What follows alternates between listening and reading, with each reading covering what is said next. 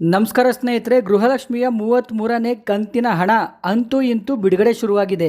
ನೋಡಿ ಸ್ನೇಹಿತರೆ, ಇದೇ ವಿಡಿಯೋದಲ್ಲಿ ನಿಮಗೆ ಪ್ರೂಫ್ ಸಮೇತ ನಾವು ತಿಳಿಸ್ಕೊಡ್ತಾ ಇದ್ದೀವಿ. ದಯವಿಟ್ಟು ಯಾರೆಲ್ಲ ಫಸ್ಟ್ ಟೈಮು ನೋಡ್ತಾ ಇದ್ದೀರಾ ಅಲ್ವಾ, ಸಬ್ಸ್ಕ್ರೈಬ್ ಮಾಡ್ಕೊಂಡು ನೋಡಿ.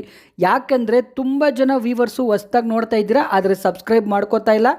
ದಯವಿಟ್ಟು ಸಬ್ಸ್ಕ್ರೈಬ್ ಮಾಡ್ಕೊಂಡು ನೋಡಿ. ಗೃಹಲಕ್ಷ್ಮಿಯ ಇನ್ನಷ್ಟು ಖಚಿತ ಮಾಹಿತಿಗಳು ನಾವು ನಿಮಗೆ ತಿಳಿಸ್ಕೊಡ್ತಾ ಇದ್ದೀವಿ.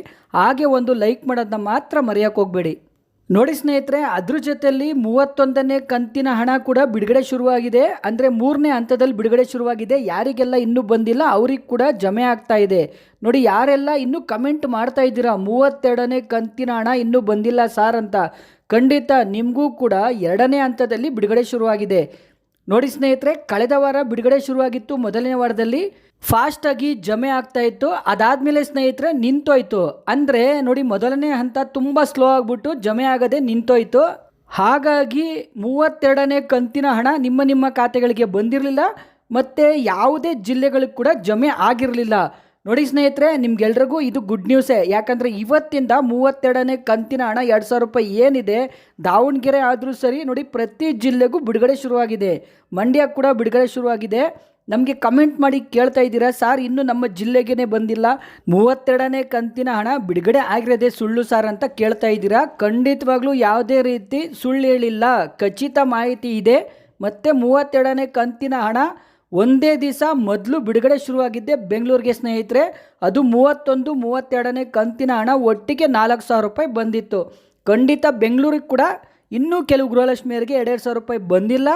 ನಿಮಗೂ ಕೂಡ ಇನ್ನೊಂದು 2-3 ದಿವಸದಲ್ಲಿ ನಿಮ್ಮ ಖಾತೆಗಳಿಗೆ 32ನೇ ಕಂತಿನ ಹಣ 2,000 ರೂಪಾಯಿ ಬರುತ್ತೆ ಸ್ನೇಹಿತರೆ. ತಲೆ ಕೆಡ್ಸ್ಕೊಳ್ಳೋಕೆ ಹೋಗಬೇಡಿ. ನಿಮಗೆ ಬಂದಿಲ್ಲ ಅಂದರೆ ಅದು ಫೇಕ್ ನ್ಯೂಸ್ ಆಗಿರಲ್ಲ.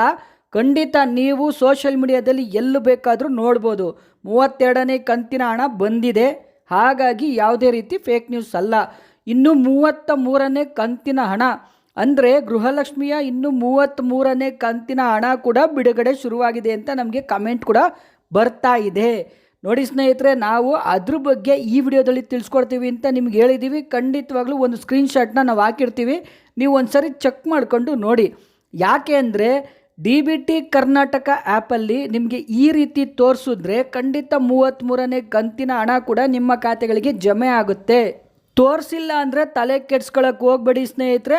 ಅದು ಕೂಡ ನಿಮ್ಮ ಖಾತೆಗಳಿಗೆ 33ನೇ ಕಂತಿನ ಹಣ 2,000 ರೂಪಾಯಿ ಏನಿದೆ ಅದು ಜಮೆ ಆಗುತ್ತೆ.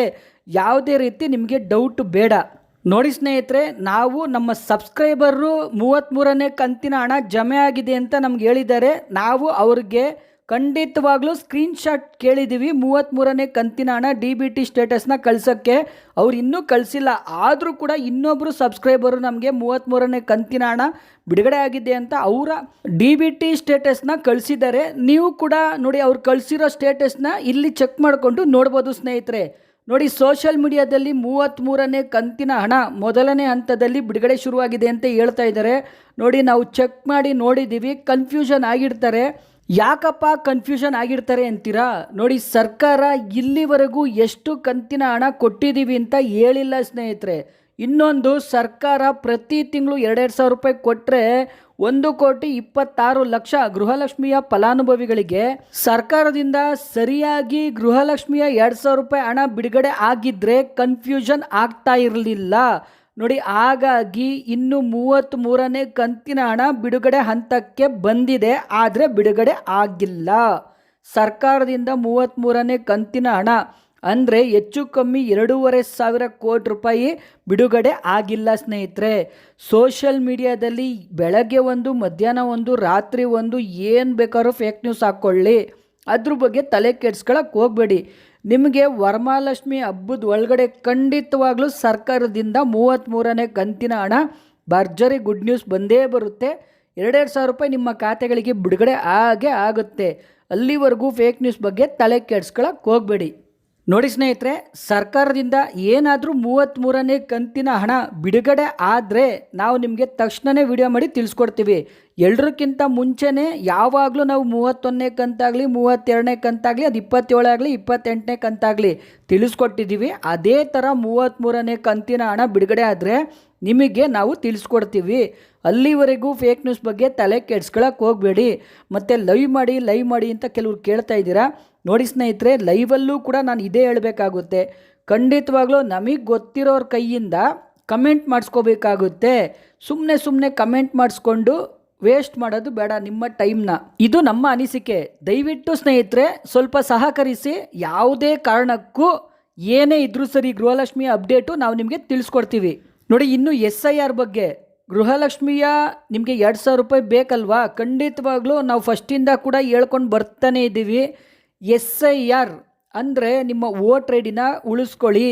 ನೋಡಿ, ಆಗಸ್ಟ್ 17ನೇ ತಾರೀಕುವರೆಗೂ SIR ಇನ್ನೂ ಪ್ರಕ್ರಿಯೆ ಚಾಲ್ತಿಯಲ್ಲಿ ಇರುತ್ತೆ. ನೀವು ಖಂಡಿತವಾಗ್ಲೂ ಹೋಗಿ ನಿಮ್ಮ BLOಗಳಿಗೆ ಏನು ಕೇಳ್ತಾರೋ ಅದನ್ನ ಕೊಟ್ಟು ನಿಮ್ಮ SIR ಅಲ್ಲಿ ನಿಮ್ಮ ವೋಟರ್ ಐ ಡಿನ ಉಳಿಸ್ಕೊಳ್ಳಿ. ಅದು ಗೃಹಲಕ್ಷ್ಮಿಯ 2,000 ರೂಪಾಯಿ ಹಣಕ್ಕೆ ಆಗಲಿ ಅಥವಾ ಶಕ್ತಿ ಯೋಜನೆ ಆಗಲಿ ಅಥವಾ ಗೃಹಜ್ಯೋತಿ ಯೋಜನೆಗೆ ಆಗಲಿ, ಖಂಡಿತವಾಗ್ಲೂ ವೋಟರ್ ಐ ಡಿ ಇದ್ದರೆ ಮಾತ್ರ ಸರ್ಕಾರದಿಂದ ನಿಮಗೆ 2,000 ರೂಪಾಯಿ ಬರುತ್ತೆ.